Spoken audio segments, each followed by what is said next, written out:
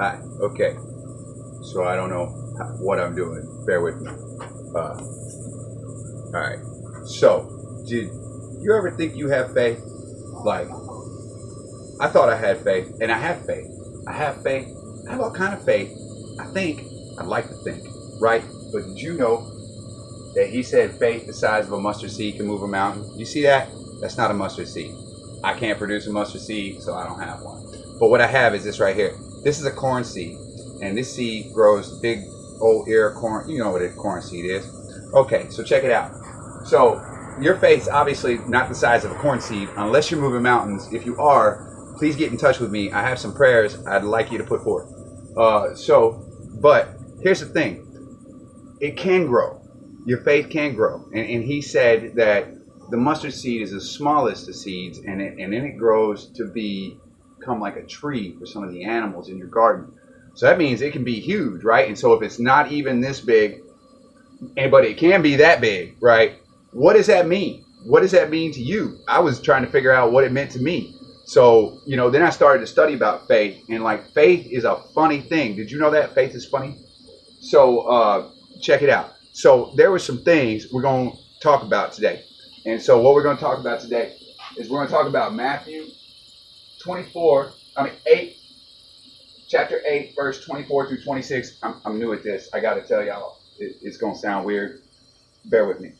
About them being asleep in the boat. Well, Yeshua was asleep in the boat, and then they were freaking out. And that's the first time he said something about little faith, And I was like, well, yeah, they had a little, they were freaking out, right? Because they was on the boat. They were, and so they were like that, and they were running around. They were crazy. He was just sound asleep. And then, they woke him up. We're going to die.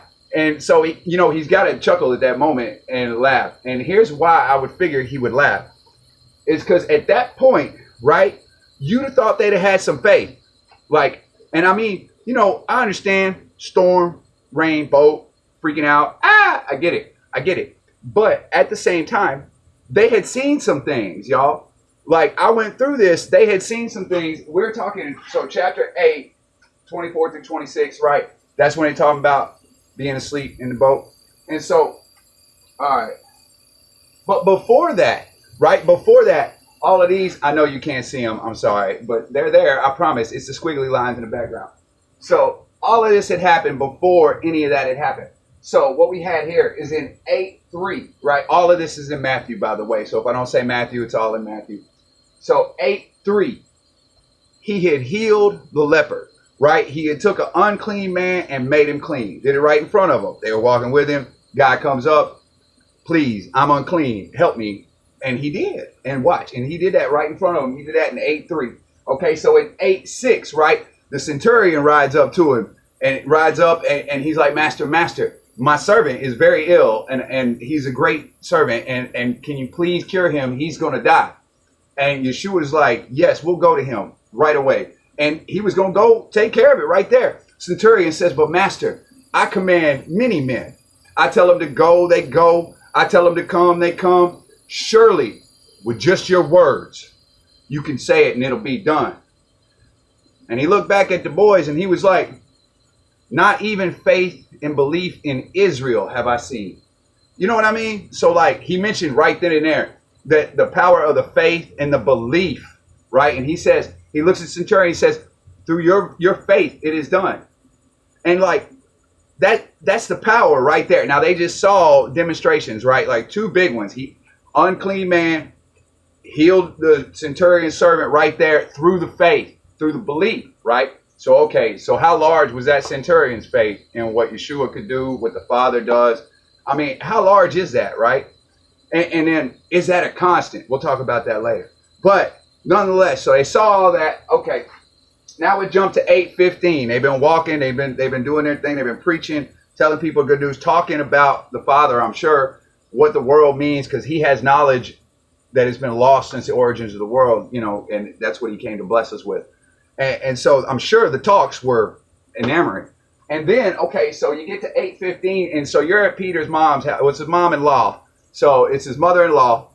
And so I hope they had a good relationship. But Peter's mother-in-law house, get there, and she's sick. She's laying down. She's got a fever. She got, I guess the corona, but, just kidding. It's a joke. But he heals her, right? He walks up, puts his hands on her, and he heals her. And she gets up and takes care of him right away. I would fix him a sandwich too. If he came and he healed me and he took my fever away, I'm fixing the man a sandwich, a cup of coffee. You want dinner? I get it. Like, what else do you do, right? What do you do when that kind of miracle happens to you? When he walks over, first time you ever see Yeshua, he walks over, he takes your affliction. Bam! Like, what is that? That's powerful. That's faith building, right? Faith building. So they saw that. So the boys had been there for the leper, the centurion, Peter's own mother-in-law. I don't know how happy he was. I hope he was happy about it. It's the mother-in-law. You never know how that goes.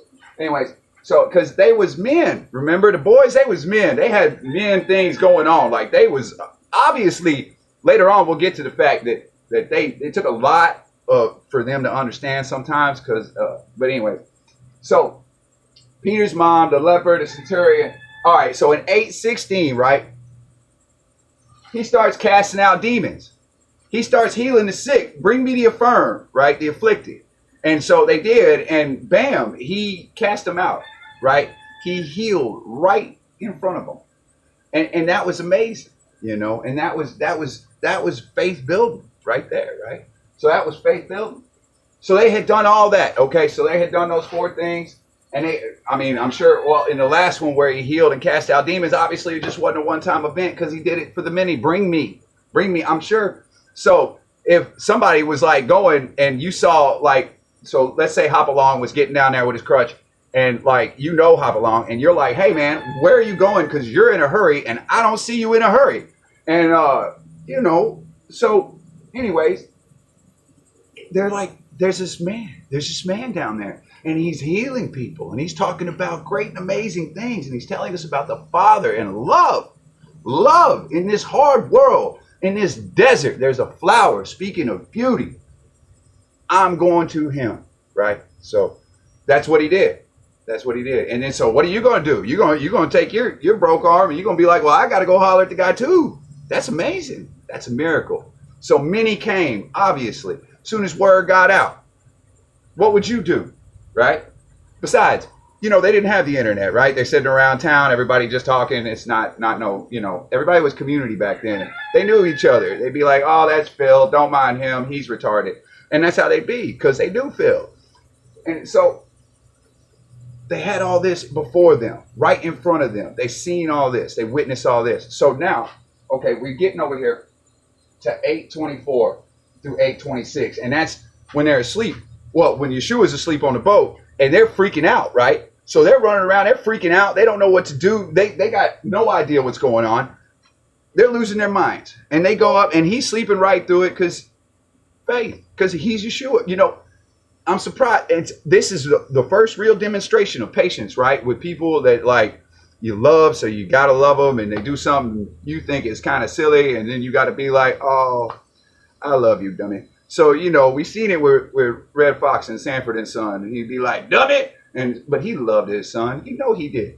Anyways, so they're sleeping in the boat. They wake him up. And that's the very first moment. And he looks at him and he says, oh, ye of little faith. And then he calms the rain and he calms the wind.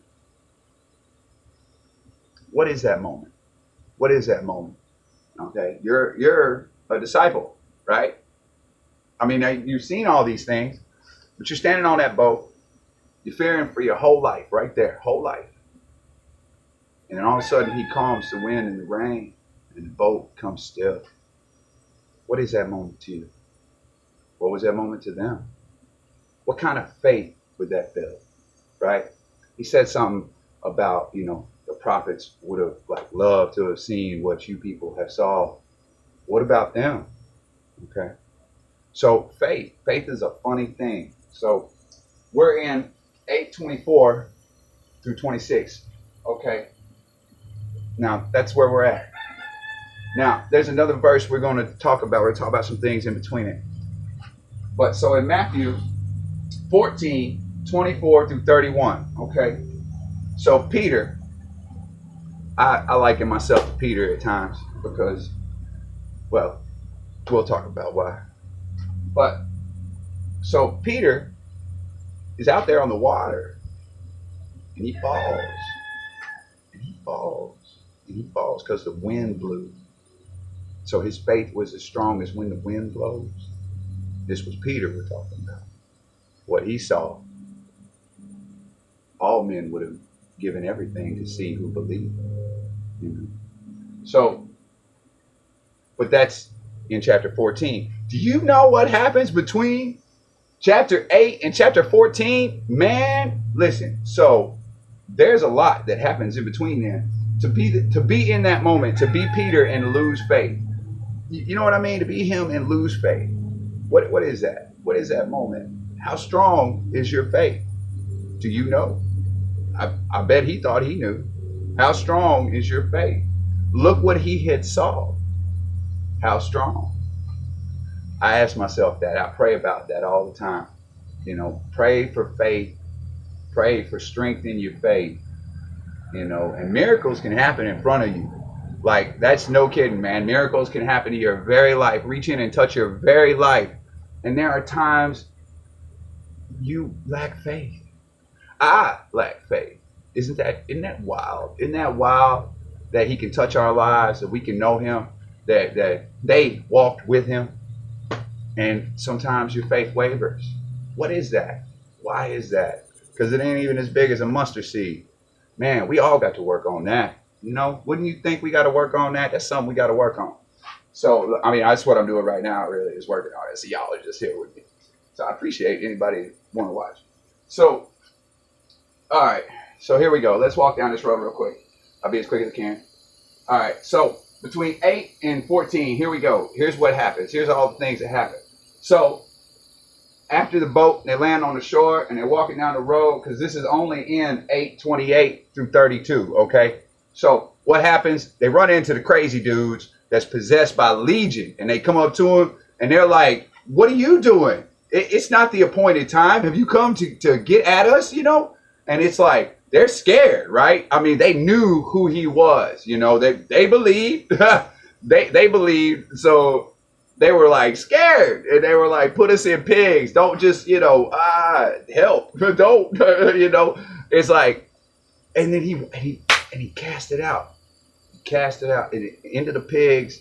He cast out Legion. Legion means many. Like, in the sense of, like, when you look up Legion, it's not, oh, there's a guy named Paul walking down the road with a stick. That's not what's happening right there. Legion is lots. Okay. So, like, and he was like, "Get out," and they got. I'm sure he wasn't angry. I'm working on all that. He probably did it a lot smoother, but you get what I'm saying.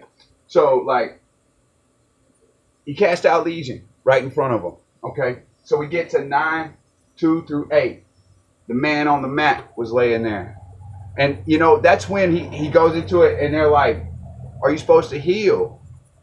And he tells them about how always stop to heal men. Always take care of your fellow men. Always love your neighbor was the basic point. And he tried to teach them right there about always stopping and taking care of men no matter what. And it was because it was on the Sabbath. And it was wild. Like, how would they not want to heal a man or, help a man on us anyways? So, but it also demonstrated that he had the power to forgive sins, and Yah had given him that. And so he did that and then healed the man. And by forgiving his sins, his afflictions went away, and the man got up and walked. And that's wild. But they saw that, right? So what if you had seen that? What if you had seen that? How much faith would that have gave you? Wouldn't you be like talking about that? Can you imagine the boys, like, when they was like, he was walking up ahead and like he's all, doing his thing and like in his thought and his prayers, and like, because you don't just idly chit chat too much about those situations when you're walking, because you got all that time walking. But the boys was back there. They were like, "Did you see that? That's wow. Did you see that? Did you see what happened there?" And, it's like, and keep in mind, all right, they had already seen so many things. They had been on a boat, right? Still got to gather faith. You know, still got to work faith. So a man comes up to him in 9:18, and he's sad. He thinks his daughter's died, and he's like, "She's dead. Please come. If you come, you'll wake her. You'll bring her back. I know you can do it. I know who you are, basically." And so you think he just went up to somebody? He knew. He knew because of faith. He knew because of belief. That's a powerful amount of faith and belief. He hadn't witnessed anything. It doesn't talk about it anyway, but he knew, and he came. And Yeshua said, of course, because that's what he does. He heals the broken. That's who he is.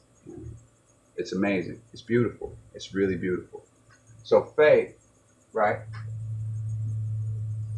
Faith is built, even when you see miracles, faith is built every second, every moment, every breath, every thought. Faith is built. Faith is always built. And you've got to water it and nurture it. He likens it to like rising bread sometimes, you know. He likens faith like that, because beware the yeast of the Pharisees and the Sadducees. So, you know, he tells you to watch out for that. And what do you need yeast for? To bake bread, right? And since you want to beware the yeast of that, which what he's really saying in that moment is beware how they teach you about how to get faith, because it's incorrect. It'll bake a wrong kind of bread, so to speak. If he wears out the Pharisees and Sadducees. One day we might talk about that. But so here we go down the path. Here we go. On the way to the man's daughter, right? And because, you know, you sure he's sad, and they're probably in a hurry, and they're going down the hill. This woman that had been bleeding, right, for all these years, came up to him and said that just by touching his cloak, so just touch his cloak, just touch the back of his cloak. Yeshua didn't look at her, didn't pray for her, didn't do anything. Just by touching the back of his cloak, he turned around, and of course she was healed. And he said, by your faith, you are healed. So the boys watched it happen. Over and over again, they watched faith. And he brought it up, faith. Over and over again, faith. Bon Jovi would have been following him around, talking about you got to have faith. I doubt they would have heard. Some of them wouldn't have heard. He says that those that have eyes will see, and those that have ears will hear. But that also means that some won't, you know. So, but blessings to the Father, because he gave the knowledge to little children instead of the wise, he says in Matthew 2. But so they saw all these things about faith, and they saw that woman just through her faith touch his cloak and be healed. And that was amazing. You know, that was amazing. Again, a miracle. How many miracles happened right in front of their very eyes? We're only in 9. I don't know what to tell these folks. All right, so he gets to the little girl. He goes in, he tells all the musicians, he tells all the people playing, all the people don't believe, get out.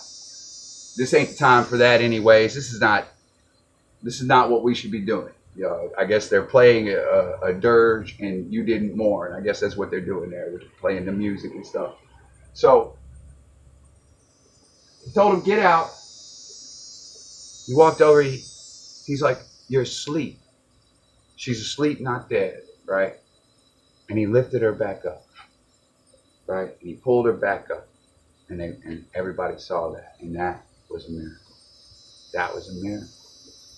You know, and again, miracles, not small things, not little things, not like, man, I prayed for them to get better and they got better just somehow and you didn't really know. You just prayed about it and it happened. And that builds your faith a little bit, but like, get up. And she got up. Like, I touched his cloak, I stopped bleeding. Like, the man was a paraplegic. The man on the mat was like, I think it was 30 years, right? Like, couldn't move. Yeshua said, get up. Like, that's wild. You get that? That's wild. So, what happens, we go through, on the way out, on down the road, because this is only a 928, 2 blind men come. And they begging, please, we want to see. We want to see. We're blind. We can't function, right? Like, can you imagine being blind? You got sand, no air conditioning, looking for something to drink. It's just a well. To find the hole as a blind guy, you got to wonder if people didn't spin him around a little bit because, you know, folks is mean. We're wicked. And so it's like, So how did that work? And how did they even live? And then to find him, what is that? What is that? What kind of miracle alone is that, to be blind and to have him at the time of your generation when you're standing there right and he heals you? What is that? That's a miracle in itself. Just to have been born and alive and around that generation, that's a miracle in itself. Miracles are funny, man. Faith is funny. I'll tell you. It's weird. It's crazy. It's wild. So, all right. We get down the road. Well, I didn't tell you the point of that story was. He said, "Do you guys believe I can do this?" And they said yes. I mean, how could they not? Listen to what they heard. The other people were already cured. I mean, through hearing alone, right? And those that are truly blessed that didn't see and believe. So those two men were truly blessed, right? And obviously because he healed them. Because they believed, and he saw right into their heart, and he knew, and the faith was so strong and real, and then they could see. Funny, he told them, don't tell nobody, but how does that work? Tom and Fred was blind the whole time doing the stick bit, you know what I'm saying, running into things. I don't know how they worked out back then when they was blind, and then all of a sudden, those same boys come in and they're like, "Hey, yeah, how you doing? Oh, that's a nice camel you got." Like, how do you not talk about that? Because they'll be like, "What happened? How did you, LASIK?" No, obviously not LASIK. So, like, how does that work, right? So, of course, they tell people, but I'm sure he knew they would. But it's kind of funny, right? Because he's like, "Now, don't mention this." He could have been like, "Hey, give me like 24 hours to get down the road, and then you can tell everybody." Because wow, it's wild. But he's just like, he loved us so. How many times is he patient with you? I can tell you, he's patient with me constantly. Who my? So, how many times is he patient with you? He's patient with them all through the scripture. All through the scripture. This is why. This is why the Father tells us he loves us so. Because even when you're the prodigal son in that story, when one comes home, the dad opens up his everything. "I missed you so. I love you so." Yeshua talks about it when he talks about the one. "I'll leave the 99 righteous and I'll go find the one." Being the one is tough because you're lost. He hears you crying for help. He's coming to find you. But you ain't trying to look for him because you sheep and you lost anyways. You're probably standing there beating your head against the wall because you're dumb.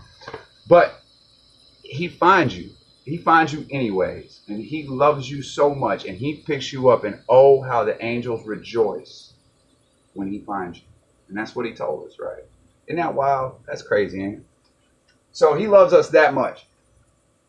So their faith and their belief, because of that, it was done. They could see. That's a miracle. All right. Now, in 10, 1 and 2, he gave the boys authority, right? He was like, "Listen, this is a lot of people. So I want to need y'all to use faith and belief in this moment." That's the only way they could have done it, was faith. That's it. And he tells us that later when he's talking about your lack of faith is why you came.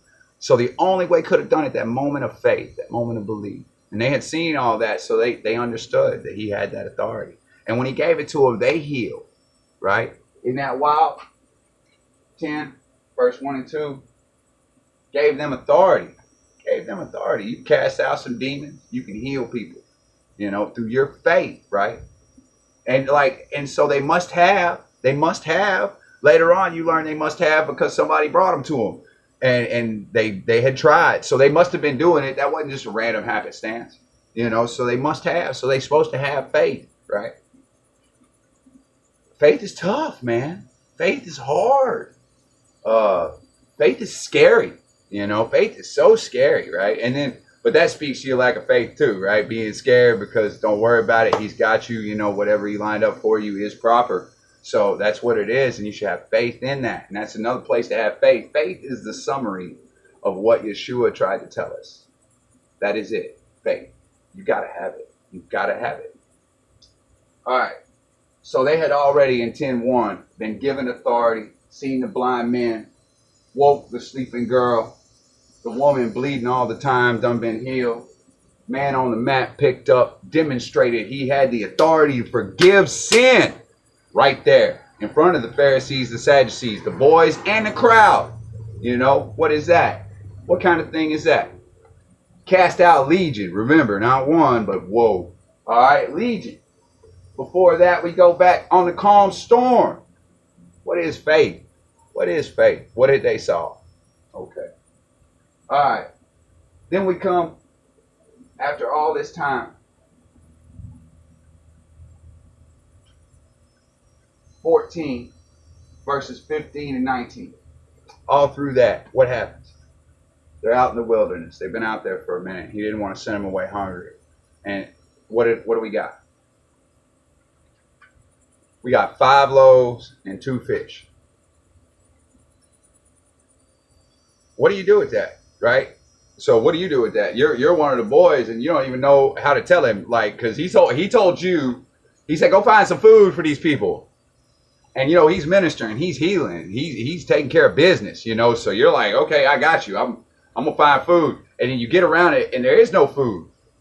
Nobody has food. You're sitting in fields, you got trees, grass. You're like thinking, so like, if we put some salt on the grass and boil it, so, you know, you're finding food, right? Because he said find food. So what you come up with? You come up with 5 loaves and 2 fish, and like you got to take that back to him, and you're like, oh man, because you ain't got no faith, right? Because like you thought you had faith, but here's your moment, right? Here's another moment where it's like, it's like you thought you had faith, right? But when you're the one looking for food and you can't find no food, what do you like? You like, man, I can't find nothing to take back to him. Oh, you know. So, but you take it back, right? You take it back, and so you got the 5 loaves and 2 fish, and you're like, this is what we got.